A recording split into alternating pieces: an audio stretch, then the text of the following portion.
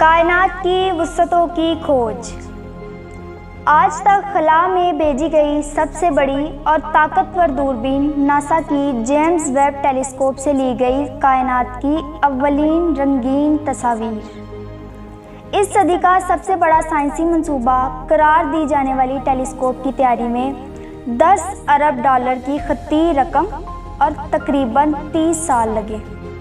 BBC के मुताबिक NASA के मुंतजिम बिल नेल्सन का कहना है कि रोशनी 1,86,000 मील फी सेकंड की रफ्तार से सफ़र करती है और जो रोशनी आप इन तस्वीर में देख रहे हैं वो 13 अरब साल की मसाफत तय करके यहाँ तक पहुँची है। और हम इससे भी पीछे जा रहे हैं क्योंकि ये तो सिर्फ पहली तस्वीर है।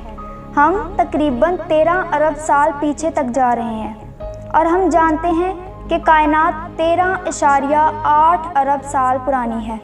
तो दरअसल हम कायनात के आगाज़ पर पहुंच रहे हैं। जेम्स वेब टेलीस्कोप को गुज़िश्ता साल 25 दिसंबर को यूरोपीय खलाई एजेंसी के कोवरों खलाई पोर्ट से खला में रवाना किया गया था।